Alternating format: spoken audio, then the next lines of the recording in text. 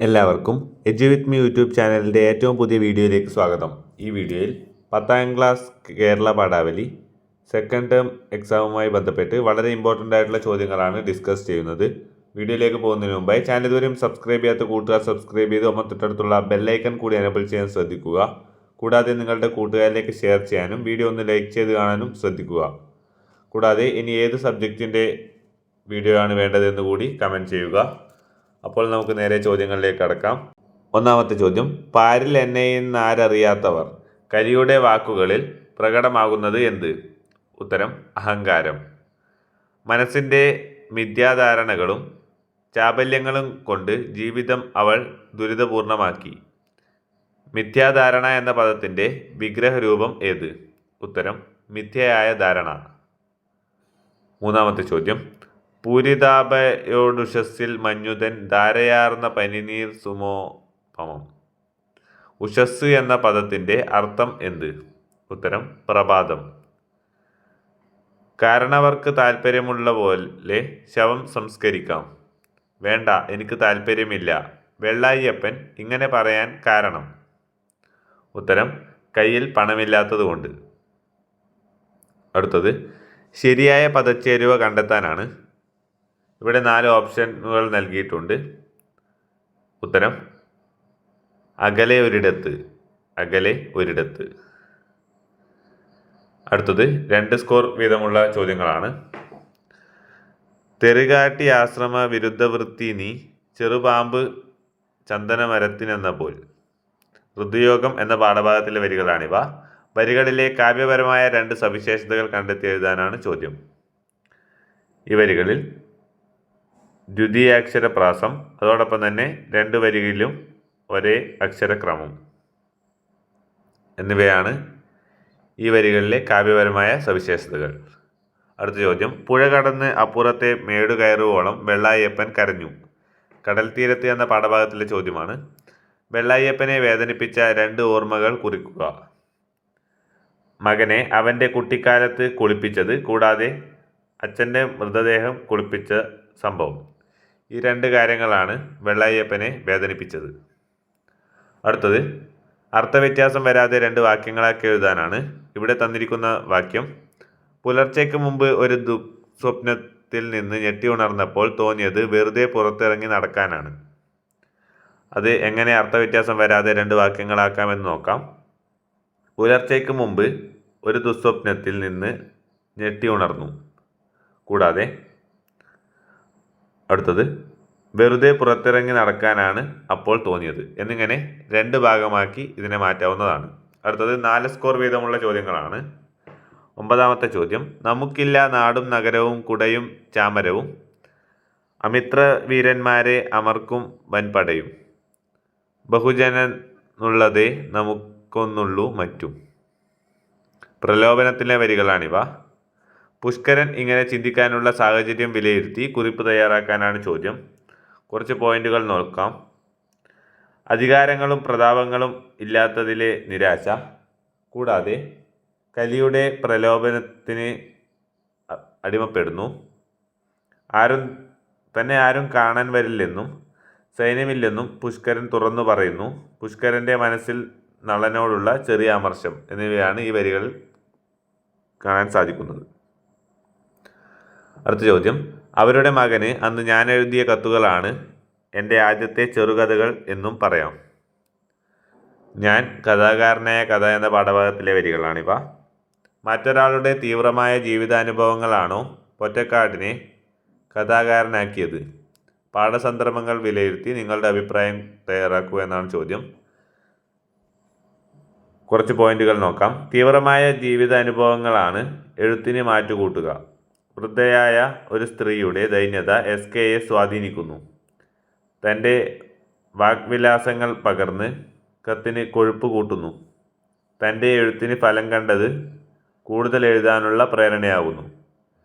ഇതാണ് എസ്.കെ പൊറ്റക്കാടിനെ കഥാകാരനാക്കി മാറ്റിയത്. കൂടാതെ പാഠഭാഗത്തുള്ള കൂടുതൽ സന്ദർഭങ്ങൾ കൂടി ഉൾപ്പെടുത്തി വേണം നിങ്ങളുടെ അഭിപ്രായം തയ്യാറാക്കാൻ. അടുത്ത ചോദ്യം, മെത്രാൻ ആ സമയത്ത് കുനിഞ്ഞു നിന്ന് കൊട്ടത്തടത്തിൽ വീണതുകൊണ്ട് കേടുവന്ന ഒരു പൂച്ചെടിയെ സൂക്ഷിച്ചു നോക്കി വ്യസനിക്കുകയായിരുന്നു. നിങ്ങളുടെ മുള്ളുകളും കയിലുകളും എടുത്ത കൂട്ടത്തിൽ നിങ്ങൾ എന്തുകൊണ്ട് അവ കൂടി കൊണ്ടുപോയില്ല? പാവങ്ങൾ എന്ന പാഠഭാഗത്തിലെ വരികളാണിവ. സന്ദർഭങ്ങൾ വിശകലനം ചെയ്ത് മെത്രാൻ്റെ ജീവിത സമീപനത്തെക്കുറിച്ച് കുറിപ്പ് തയ്യാറാക്കുക എന്നാണ് ചോദ്യം. മെത്രാൻ എന്നത് കരുണയും ആർദ്രതയുമുള്ള ഒരു മനുഷ്യനാണ്. കൂടാതെ ഭൗതിക ലോകത്തിൽ ആരും ഒന്നിൻ്റെയും സ്ഥിരം ഉടമസ്ഥരല്ല എന്ന് മെത്രാൻ ചിന്തിക്കുന്നു. കൂടാതെ ഭൂമിയിലെ എല്ലാ വസ്തുക്കളും എല്ലാവർക്കും ഒരുപോലെ അവകാശപ്പെട്ടതാണ്. വിലപിടിപ്പുള്ള വസ്തുക്കൾ സൂക്ഷിക്കുകയല്ല, എല്ലാവർക്കുമായി പങ്കിട്ട് കൊടുക്കുകയാണ് വേണ്ടത് എന്നാണ് മെത്രാൻ ചിന്തിക്കുന്നത്. എല്ലാം എല്ലാവർക്കും നൽകണമെന്ന ചിന്തയാണ് മെത്രാനിലൂടെ നമുക്ക് മനസ്സിലാക്കാൻ സാധിക്കുന്നത്. കൂടാതെ പാഠസന്ദർഭത്തിലെ മറ്റു കാര്യങ്ങൾ കൂടി ഉൾപ്പെടുത്തി വേണം കുറിപ്പ് തയ്യാറാക്കാൻ. അടുത്ത ചോദ്യം, ഇടയ്ക്ക് കണ്ണീരുപ്പ് പുരട്ടാതെന്തു ജീവിത പലഹാരം? അമ്പാടിയിലേക്ക് വീണ്ടും എന്ന പാഠഭാഗത്തിലെ വരികൾ. സഹിക്കാൻ ഒന്നുമില്ലാതെ ജീവിതം യഥാർത്ഥത്തിൽ ജീവിതമാണോ? ആത്മാവിൻ്റെ വെളിപാടുകൾ. വരികളിലെ ജീവിത നിരീക്ഷണങ്ങൾ താരതമ്യം ചെയ്യുക. ജീവിതം സന്തോഷം മാത്രം നിറഞ്ഞതല്ല. ദുഃഖങ്ങളും പ്രതിസന്ധികളും ഇല്ലാത്ത ജീവിതമില്ല. ചിലതൊക്കെ ത്യജിക്കുകയും ചിലതിനെ മറികടക്കാനും ശ്രമിക്കുമ്പോഴാണ് ജീവിതത്തിന് അർത്ഥം വരികയുള്ളൂ. രണ്ട് വരികളിലും സമാനമായ ആശയങ്ങളാണ് വരച്ചു കാട്ടുന്നത്. രണ്ട് കവിതകളിലും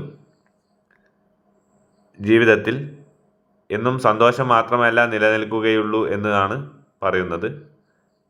ഇടയ്ക്ക് സങ്കടത്തിനും പ്രാധാന്യമുണ്ട്. തനിക്കുള്ള അനർഘമായ രത്നം പോയാലും എതിരാളിക്ക് മൂലോച്ഛേദം വരുത്തിയേ നിൽക്കൂ എന്ന വാശി വേരുറയ്ക്കുന്ന ആ പക എന്ന് പറയുന്ന മനുഷ്യശാപമുണ്ടല്ലോ, അതിൻ്റെ പ്രതിനിധിയല്ലാതെ മറ്റൊന്നുമല്ല ഈ ചെകുത്താൻ. യുദ്ധത്തിൻ്റെ പരിണാമം എന്ന പാഠഭാഗത്തിലെ വരികളാണിവ. അശ്വത്ഥാമാവിനെ പകയെന്ന മനുഷ്യശാപത്തിൻ്റെ പ്രതിനിധിയായി കുട്ടിക്കൃഷ്ണമാരാർ വിശേഷിപ്പിക്കുന്നതിൻ്റെ കാരണങ്ങൾ കണ്ടെത്തി വിശകലനം ചെയ്യുക. ഉത്തരം നോക്കാം. മനുഷ്യ മനസ്സിലെ പകയുടെയും അവിവേകത്തിൻ്റെയും പ്രതീകമാണ് അശ്വത്ഥാമാവ് എന്ന കഥാപാത്രം. മനുഷ്യൻ ഭൂമിയിൽ ജീവിക്കുന്ന കാലത്തോളം പകയും അവസാനിക്കില്ല. മനുഷ്യൻ്റെ ഉള്ളിലുള്ള ചെറിയ പകയാണ് വലിയ യുദ്ധങ്ങൾക്ക് പോലും കാരണമായി മാറുന്നത്. ഒരു ഘട്ടത്തിൽ അവസാനിച്ച യുദ്ധങ്ങൾ വീണ്ടും ആളിക്കത്തിച്ചു. കൂടാതെ അറിവുള്ളവർ പറഞ്ഞു കൊടുത്തിട്ടും അശ്വത്ഥാമാവ് അനുസരിക്കുന്നില്ല. ഇതൊക്കെ കൊണ്ടാണ് അശ്വത്ഥാമാവിനെ പകയെന്ന മനുഷ്യശാപത്തിൻ്റെ പ്രതിനിധിയായി കുട്ടിക്കൃഷ്ണമാരാർ വിശേഷിപ്പിക്കുന്നത്. അടുത്ത ചോദ്യം നോക്കാം. വൈകുന്നേരങ്ങളിൽ ഞാൻ ശാന്തമുത്തശ്ശിയോടൊപ്പം പഴം വച്ച വണ്ടി ഉന്തി നടക്കും. എൻ്റെ സത്യസന്ധത എനിക്ക് നൽകിയ ആനന്ദം ആ 30 രൂപയേക്കാൾ എത്രയോ വലുതായിരുന്നു. അക്കർമാശിയിലെ വരികളാണിവ. ദാരിദ്ര്യപൂർണമായ അവസ്ഥയിലും ശരൺകുമാർ ലിംബാളെ സത്യസന്ധത പുലർത്തുന്നു. സൂചനകൾ വിലയിരുത്തി പ്രസ്താവനയോട് പ്രതികരിക്കുക. ദാരിദ്ര്യാവസ്ഥയിലും സത്യസന്ധത പുലർത്തിയ ബാല്യകാലത്ത് അനുഭവിച്ച വലിയ കഷ്ടപ്പാടുകൾ പാഠഭാഗത്തു നിന്നും മനസ്സിലാക്കാം. കൂടാതെ ശാന്തമുത്തശ്ശിയോടൊപ്പം ചവർ പെറുക്കാൻ പോയി ജീവിക്കുന്നു. വീണു കിട്ടിയ 30 രൂപയേക്കാൾ സത്യത്തിന് വിലയുണ്ടെന്ന് മനസ്സിലാക്കുന്നു. പണത്തിൻ്റെ വിലയും അത് നഷ്ടപ്പെട്ടവൻ്റെ വിഷമങ്ങളും മനസ്സിലാക്കാനുള്ള വിവേകം ആർജിച്ചെടുക്കുന്നു. അടുത്തത് 6 മാർക്കിൻ്റെ ചോദ്യങ്ങളാണ്. സർവത്ര കൂട്ട നിലവിളി തന്നെ, ഒടുക്കം അത് നേർത്തു മൂളലായി, ഞരക്കമായി അടങ്ങി. മനുഷ്യച്ചോരയിലാണ്ട ദ്രൗണിയുടെ വാൾപ്പിടി കൈപ്പടത്തോടടുപ്പിച്ച് ഒന്നായി തീർന്നതുപോലെയായി. യുദ്ധത്തിൻ്റെ പരിണാമത്തിലെ വരികളാണിവ. തന്നിരിക്കുന്ന സന്ദർഭങ്ങളും പാഠഭാഗവും വിലയിരുത്തി യുദ്ധവും സമാധാനവും എന്ന വിഷയത്തിൽ ഉപന്യാസം തയ്യാറാക്കാനാണ് ചോദ്യം.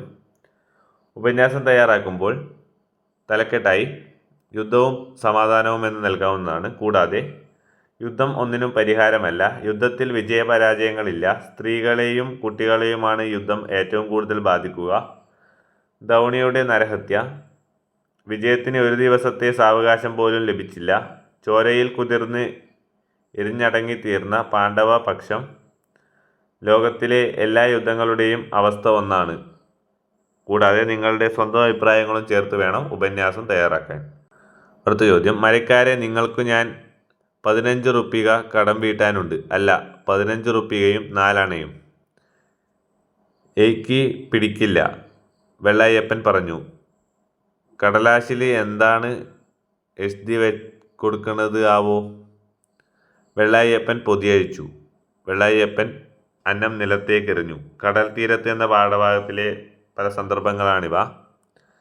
സന്ദർഭങ്ങളും മറ്റു കഥാഭാഗവും വിശകലനം ചെയ്ത് വെള്ളായപ്പൻ എന്ന കഥാപാത്രത്തെ നിരൂപണം ചെയ്യുക. വെള്ളായപ്പൻ എന്ന കഥാപാത്രത്തിൻ്റെ കഥാപാത്ര നിരൂപണം തയ്യാറാക്കാനാണ് ചോദ്യം. കഥാപാത്ര നിരൂപണം തയ്യാറാക്കുമ്പോൾ ശീർഷകമായി ആ കഥാപാത്രത്തിൻ്റെ പേര് നൽകുക. അതായത് ഇവിടെ വെള്ളായപ്പൻ എന്ന് ശീർഷകമായി നൽകി. ദാരിദ്ര്യത്താൽ നിസ്സഹായനായ മനുഷ്യനാണ് വെള്ളായപ്പൻ. ദുഃഖമാണ് കഥയിലെ പ്രമേയം. പച്ചയായ നാട്ടുമനുഷ്യൻ. പാഴുതറ എന്ന ഗ്രാമത്തിനപ്പുറമുള്ള ലോകം അപരിചിതമാണ്. മകനോടുള്ള അതിയായ സ്നേഹം, വാത്സല്യം. സങ്കടങ്ങളെ ഉള്ളിലൊതുക്കി വികാരങ്ങളെ നിയന്ത്രിക്കുന്നു. ചേതനയറ്റ മകൻ്റെ മൃതദേഹം ഏറ്റുവാങ്ങുന്ന പിതാവ്. പൊതിച്ചോറ് ബലിച്ചോറായി മാറുന്ന വൈകാരിക സന്ദർഭം. കൂടാതെ വെള്ളായപ്പനെക്കുറിച്ച് നിങ്ങൾ മനസ്സിലാക്കിയ കാര്യങ്ങൾ കൂടി ചേർത്താണ് ഉത്തരം തയ്യാറാക്കേണ്ടത്. അടുത്തതായി ആശയം, ആസ്വാദനാംശങ്ങൾ, പ്രയോഗഭംഗി എന്നിവ പരിഗണിച്ച് കവിതയ്ക്ക് ആസ്വാദനക്കുറിപ്പ് തയ്യാറാക്കാനാണ് ചോദ്യം. ഇവിടെ നന്മ എന്ന കവിതയാണ് നൽകിയിട്ടുള്ളത്. ഇതിൻ്റെ ആസ്വാദനക്കുറിപ്പാണ് തയ്യാറാക്കേണ്ടത്. ആസ്വാദനക്കുറിപ്പ് തയ്യാറാക്കുമ്പോൾ ശീർഷകം, അതോടൊപ്പം തന്നെ കവിയെക്കുറിച്ചുള്ള ആമുഖം, കവിതയുടെ ആശയം, ഭംഗി, സമകാലിക പ്രസക്തി, കവിതയുടെ അക്ഷരക്രമം, സൗന്ദര്യം എന്നിവ കൂടി ചേർത്താണ് ഉത്തരം തയ്യാറാക്കേണ്ടത്. വീഡിയോ ഇവിടെ അവസാനിക്കുന്നു. വീഡിയോ ഉപകാരപ്രദമായ ചാനൽ മറക്കാതെ സബ്സ്ക്രൈബ് ചെയ്ത് ബെല്ലൈക്കൺ കൂടി എനേബിൾ ചെയ്യൂ. Thank you for watching. By.